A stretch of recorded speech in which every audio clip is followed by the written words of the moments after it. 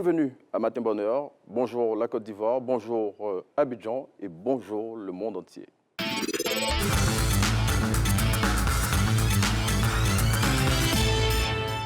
Delors, bonjour. Bonjour. Comment ça va, très cher? Oui, ça va très bien. Merci d'être avec nous. Delors, donc avec vous aujourd'hui, on va savoir ce que la COP15 va permettre à la société civile, bien évidemment, de tirer comme bénéfice.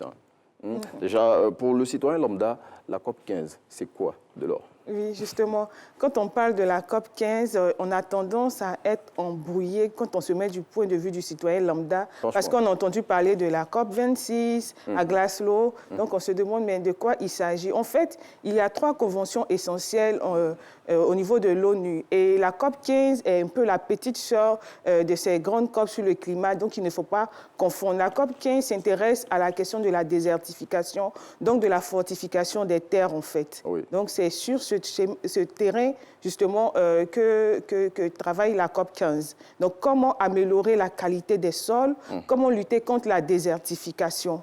Et quand on parle de désertification, c'est le fait de perdre la forêt et d'aller vers le désert, en fait. A priori, la Côte d'Ivoire n'est pas un pays désertique. Donc, c'est quoi l'avantage ou l'intérêt pour la Côte d'Ivoire d'organiser cet événement? Oui, c'est très intéressant. C'est une question qui revient souvent auprès des citoyens. On se dit, quand on parle des pays de Sahel, on ne cite pas la Côte d'Ivoire. Oui. Quand on parle des pays désertiques, on ne cite pas la Côte d'Ivoire. Et on parle de la COP sur la désertification et la Côte d'Ivoire est citée. En effet, c'est vrai que notre pays est situé dans une partie du globe qui fait que c'est un pays forestier.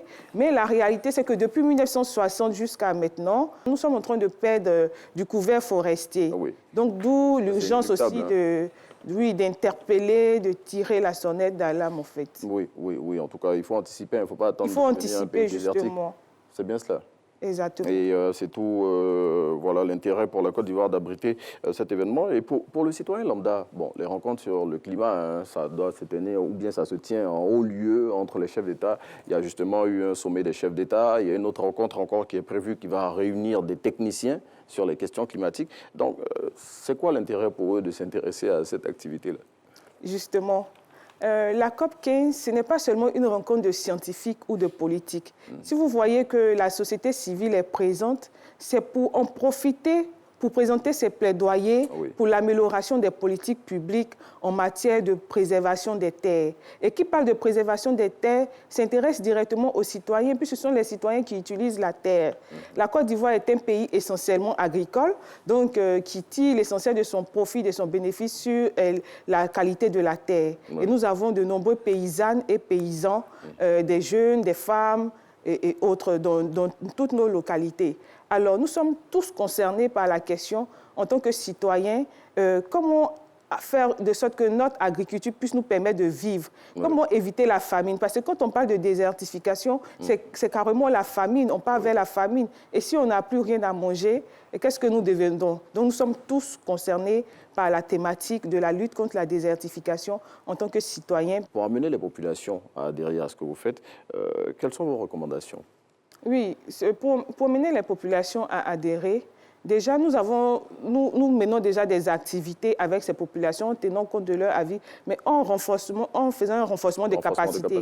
Un renforcement des capacités sur les thématiques, pour comprendre les enjeux. Une fois que les gens comprennent, ils participent, ils font des propositions, en fait. Mais derrière, il y a déjà des initiatives qui se font quand même au niveau des citoyens. C'est vrai que ces initiatives ne sont pas assez visibles, ne sont pas encore nombreuses. On va constater le nettoyage des plages, qui est une bonne chose, mais il faut aller au-delà du nettoyage de plages dans nos comportements de tous les jours. En tant qu'agriculteurs, le type d'agriculture que nous faisons, faisons-nous accompagner. Il y a des experts en Côte d'Ivoire au niveau national qui accompagnent les structures étatiques qui accompagnent l'agriculture et autres. Donc, il faut voir tout cela. Mais encore au niveau même du privé, du secteur privé, on n'en parle pas toujours, mais la responsabilité sociétale des entreprises, il faudrait l'orienter aussi sur les questions environnementales. Questions environnementales dont on parle au niveau, à l'ouverture de la COP15, la première dame, Dominique Ouattara, a animé un caucus plutôt, sur le genre.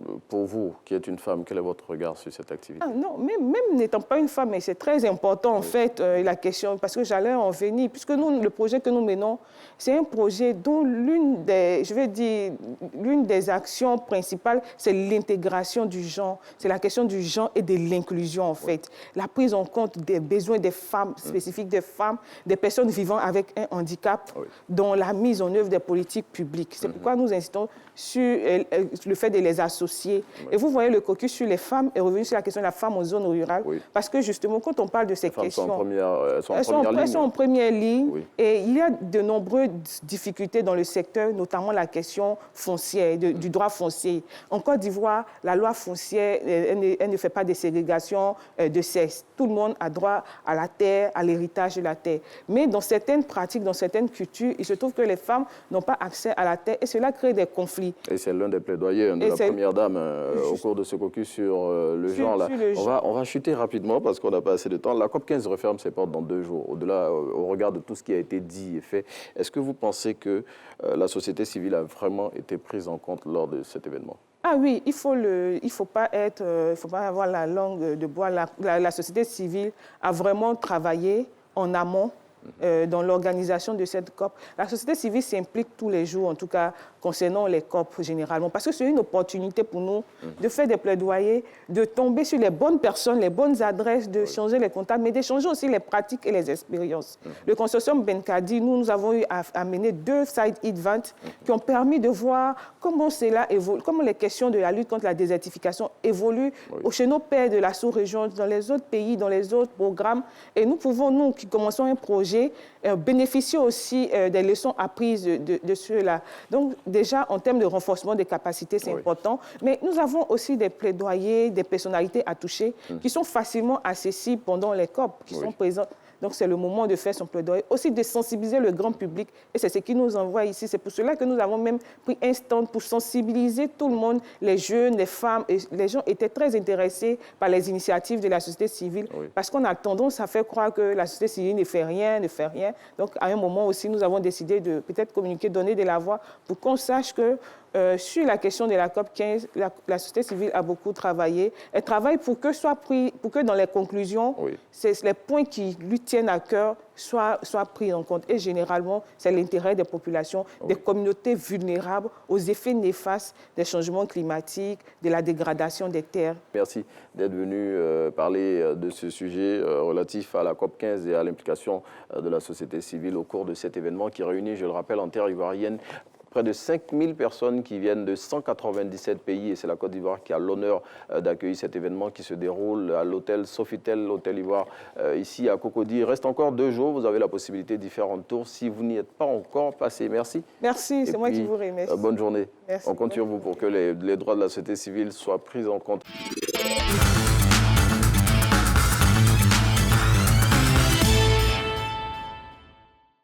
Bonjour. Bonjour. Dites-nous tout. Déjà, pour commencer, comment on peut définir le stress? Le stress, c'est une réaction normale du cerveau qui, face à toutes les situations complexes ou difficiles, réagit. Mais le problème avec le mot stress, toutes les fois qu'on entend, on colle l'étiquette négative.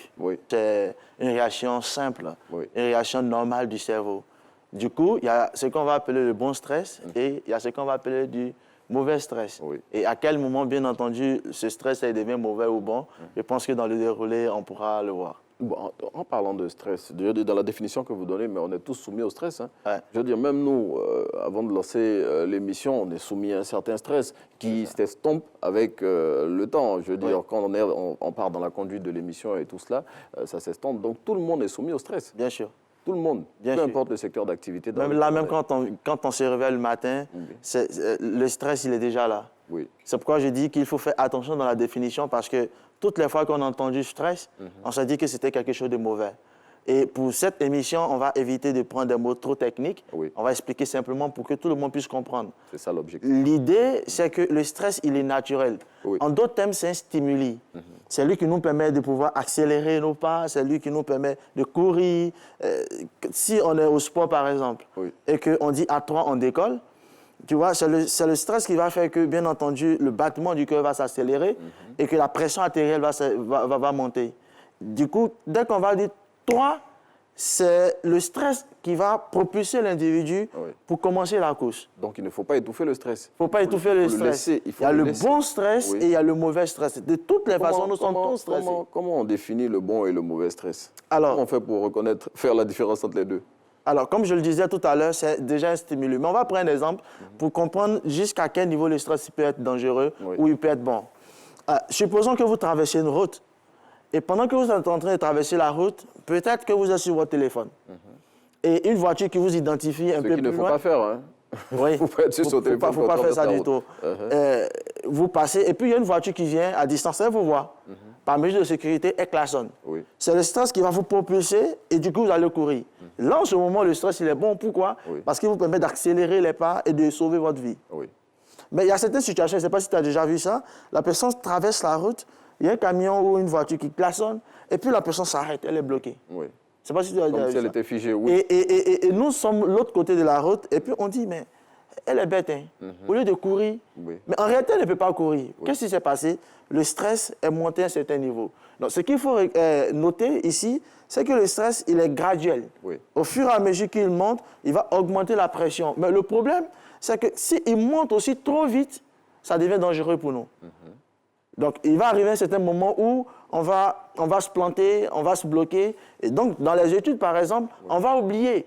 Beaucoup d'enfants étudient à la maison, ils viennent à l'école, et puis ils vous diront que, écoutez, quand je bosse bien, je comprends, mais quand j'arrive à l'école et quand on donne une interrogation, j'oublie. Alors, ce qui s'est passé, c'est que le stress, il est monté à un certain niveau. À partir du niveau 4 du stress, on commence à oublier. Du coup, le stress devient une gomme pour la mémoire. Donc, on a bien étudié, et puis on arrive en classe, on a oublié tout ce qu'on a étudié. Mais généralement, c'est lorsque le niveau de stress descend qu'on se rappelle. Et généralement, c'est à quel moment? C'est après la composition. Après la compo, oui. Du coup, si une telle situation nous arrive à l'examen, on est foutu. Parce qu'à l'examen, il n'y a pas une deuxième chance, il n'y a pas un deuxième tour. En interrogation, on peut refaire l'interrogation, on peut refaire le devoir.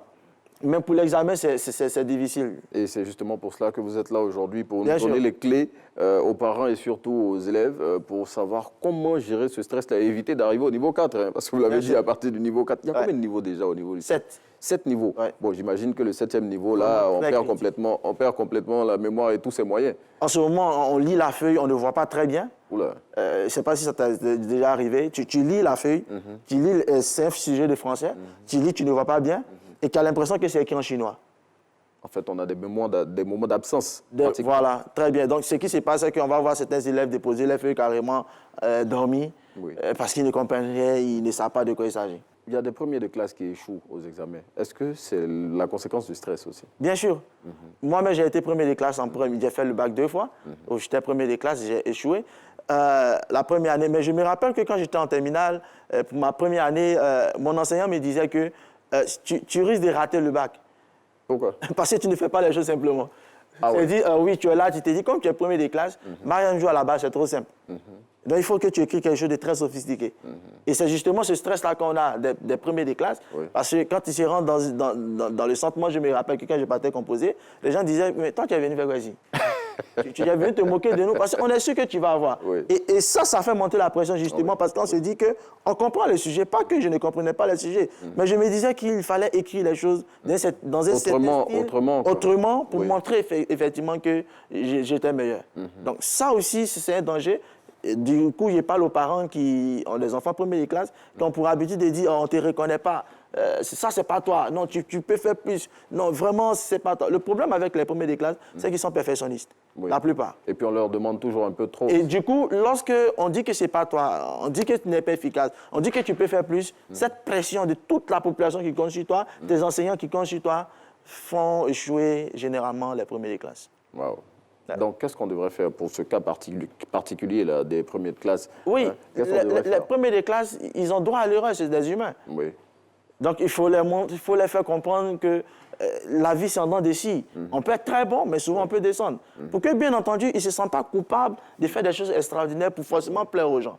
Parce que toutes les fois qu'ils ne sont pas en train de nous apporter du résultat, généralement, les parents sont tristes, ils les insultent, ils disent « Ah, là, je ne te reconnais pas. Là, qu'est-ce qui ne se passe pas dans ta vie ?» Mais c'est normal. Quand on apprend à un enfant que la vie en dents d'ici, on peut avoir souvent du résultat extraordinaire, Oui. mais souvent c'est bon, c'est possible de tomber. Mais quand on tombe, on ne reste pas là. On remonte la pente. Du coup, ils deviennent moins vulnérables. Ils font les choses naturellement et quand ça ne va pas, ils ont cette force-là de s'élever et de continuer. Mais donc, en fait, je dis, si je vous suis bien, pour la gestion du stress, il faut que les parents eux-mêmes apprennent à gérer leur stress pour éviter de le décharger sur leurs enfants. Bien sûr. Mais est-ce qu'aussi on devrait stresser les enfants pour qu'ils étudient à tout moment? Parce que quand les examens se rapprochent, hein, on voit des parents qui disent aux enfants « Mais qu'est-ce que tu fais là, à lire un livre ou bien à regarder la télé ou à faire ceci, à faire cela? Tu devrais être en train d'étudier. » Est-ce que ça doit être ça, la bonne formule? Du coup, je pense qu'il y avait une question qu'on avait émise, mais je pense que cette question-là est très intéressante. Alors, d'autres choses les enfants doivent pouvoir faire? Le sport, par exemple. Oui. L'activité intellectuelle, c'est difficile, c'est intense. Ça demande beaucoup d'énergie au corps. Oui. Après, il faut dégager. Oui. Donc, si nos enfants, en classe d'examen, vont jouer au football pendant 45 minutes, 1 heure, c'est intéressant. Oui. Il faut leur permettre ça, parce que ça va leur permettre après de se détendre, etc. Si l'enfant lit un livre, c'est pas mauvais. Ça lui permet aussi de détendre. On peut même regarder un peu de télévision. C'est pas mauvais. Dans les salles d'examen, ce sont des choses qu'on voit qui ne sont pas bonnes, hein, qu'on voit. On a toujours des gens qui sont en train de chuchoter, qui se passent des informations, machin. Je veux dire, l'élève qui est témoin de ce genre de situation, il est dans la salle d'examen, ça le perturbe. Qu'est-ce qu'il devrait faire? Est-ce qu'il devrait dénoncer? Ou bien il devrait être indifférent? On part à l'examen, on part composer, on est concentré. Donc, si ça t'embête, que toi, tu n'arrives pas, il faut dénoncer. D'ailleurs, tous les examinateurs le font. Hein. Les présidents des centres d'examen passent dans chaque classe pour dire « quelqu'un vous embête, vous signalez ». Donc, déjà, excusez-moi pour tous ceux qui me regardent, peut-être vont trouver que le monsieur est méchant, mais en montrant à nos enfants qu'ils sont responsables, là, aujourd'hui, pour ne pas demander, on a encore la possibilité de réviser, on a partagé des techniques et méthodes de travail et de révision, commençons à les utiliser. On pense que si on a suffisamment étudié, on a appliqué ce qu'on a dit, à l'examen, on va rester plus tranquille, se concentrer sur notre copie. En tout cas, merci coach Fréjus Zamblé, je le rappelle, spécialiste en éducation parentale. Merci pour toutes ces clés que vous venez de donner aux parents et aux enfants aussi qui devront passer par la case examen en cette fin d'année scolaire 2021-2022. Bonne chance à tous ceux qui vont affronter les examens de fin d'année et puis on espère que toutes ces clés qui ont été données par le coach Fréjus Zamblé vont vous aider. Allez, on passe à une autre étape de cette émission, Matin Express.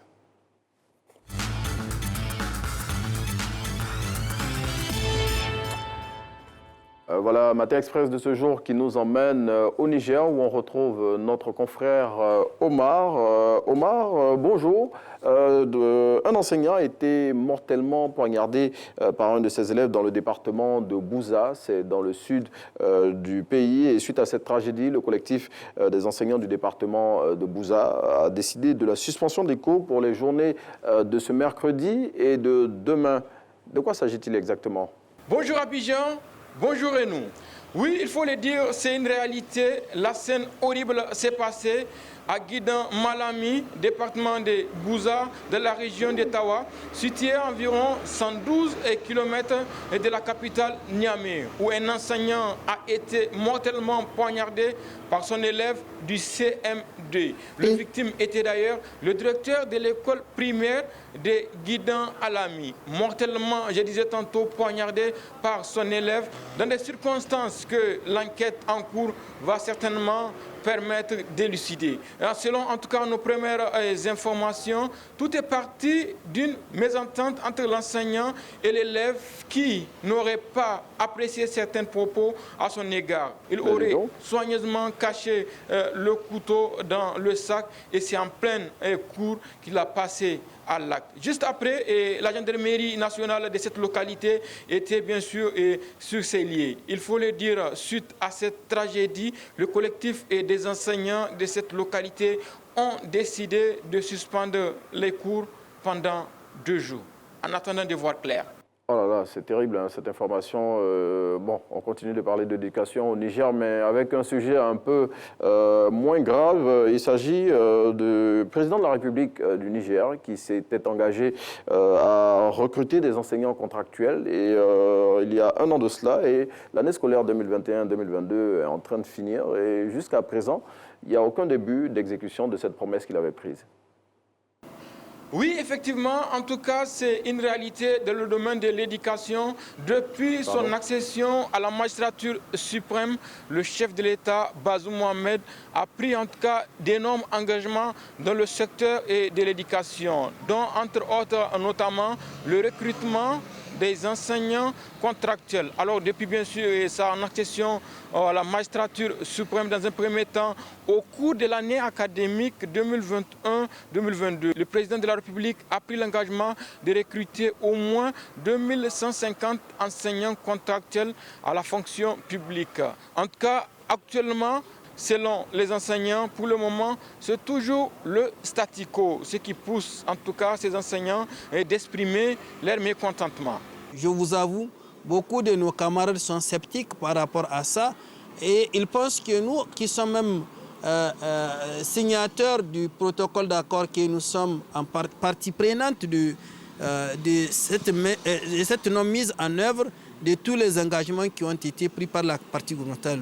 Nous avons toujours foi à notre gouvernement, nous avons toujours foi au discours fait par le président de la République, mais si nous voulons travailler de la main et de la confiance mutuelle, il va falloir, quand on prend des engagements, qu'ils puissent être matérialisés. Il faut le dire, Renaud, pour rappel, au Niger, ils sont au total, ce sont 16 184 enseignants contractuels qui attendent le recrutement à la fonction publique. Renaud, c'est entre autres l'actualité ici au Niger. Merci, au revoir. Merci à Omar que nous avions depuis le Niger, avec qui on a partagé des infos concernant son pays. Coach Fréjus, voilà, dans ces deux informations qu'il a données, il y a eu l'incident, le grave incident mortel, un élève de CM2 qui a poignardé mortellement son enseignant. Je dis c'est un peu terrible quand même. Est-ce que c'est lié au stress, ça aussi? Non, pas vraiment. Je pense que c'est un problème un peu plus profond. Vous savez, un enfant qui se montre agressif dans la rue, c'est parce qu'en vérité, il n'a aucune notion de la gestion des conflits. Donc, on n'a pas montré à l'enfant à la maison ce que c'est l'autorité. Et de deux, comment régler les problèmes. C'est la même chose, les enfants qui se battent dans les rues parce que l'autre leur a injuré, etc. Or, on est dans une école, on sait qu'il y a l'enseignant à qui on peut parler, il y a l'éducateur, il y a le directeur. Mais si on se bat directement, c'est parce qu'à la maison, quelque part, nous les parents, on n'a pas fait notre boulot. On ne lui a pas montré que l'enseignant, c'est lui qui donne lui qui incarne le savoir, c'est l'autorité, et que même quand on a un défi avec lui, il y a une possibilité de l'approcher, de parler avec lui. Oui. Non, mais c'est terrible. Hein. Je veux dire, lui, il a brûlé toutes ces étapes-là et il y est allé. Je dis, c'est un enfant comme lui, qu'est-ce qu'on devrait faire? Qu'est-ce qu'on devrait faire pour vous qui encadrez les enfants, vous travaillez avec des établissements scolaires et tout ça, qu'est-ce qu'on devrait faire pour un enfant? Déjà, il faut que depuis la maison, on puisse apprendre à nos enfants à respecter l'autorité, quel que soit là où nous sommes. Les règles, ça s'apprend, ça s'applique à nous. On les intègre et on décide de les mettre en application, ça c'est un. De deux, il faut montrer aux enfants comment régler les problèmes. Dans nos pays en Afrique ici, généralement, on ne le fait pas. Raison pour laquelle on est tout le temps obligé de se battre, de se tirer là-dessus, de se poignarder. Donc ça, c'est déjà ce qu'on peut faire pour nos amis qui ne l'ont pas encore fait. Pour cet enfant, je pense que la loi de leur pays va décider ce qu'il faut faire, mais l'enfant, il doit être pris en charge psychologiquement parce que certainement, il n'a pas... C'est pas attendu psychologiquement à ce niveau de résultat. Donc, certainement, il doit être traumatisé. Je pense que les psychologues de ce pays-là vont le prendre en charge. En tout cas, c'est tout l'espoir qu'on a. Hein. Omar, encore merci à Omar du Niger qui nous a partagé cette information qui, malheureusement, n'est pas du tout reluisante. On ne va pas terminer sur une note, voilà, une note aussi grave, puisque Matin Bonheur, l'objectif, c'est de vous offrir les clés tous les matins pour bien démarrer la journée et surtout l'aborder sous de meilleurs auspices pour pouvoir, du lundi au vendredi, eh bien, vaquer tranquillement à vos occupations. Bonjour encore à toutes les personnes qui nous suivent de partout dans le monde entier, hein, en France, en Angleterre, en Italie, en Belgique, en tout cas tous les Ivoiriens de la diaspora et toutes les personnes qui nous font l'amitié d'être en notre compagnie par le canal de la télévision. Aujourd'hui, on a la possibilité de regarder la télé sur les smartphones, sur les ordinateurs. En tout cas, merci de nous suivre, peu importe le canal que vous utilisez. Rappelez-vous, aujourd'hui, on a le Salon international du livre d'Abidjan qui se poursuit après la cérémonie d'ouverture l'ouverture hier. Eh bien, ce mercredi est la journée des écoles et universités avec l'écrivain ivoirien Camara Nangala qui sera à l'honneur. Et puis, la COP20 se poursuit au Sofitel Hôtel Ivoire. Faites-y un tour si vous n'êtes pas encore parti parce que ce grand événement planétaire va refermer ses portes le 20 mai 2022. Et ici, nous, on referme les portes de ce numéro de Matin Bonheur. Merci d'avoir été en notre compagnie. Merci à toute l'équipe de réalisation et merci à vous de nous avoir suivis. À demain.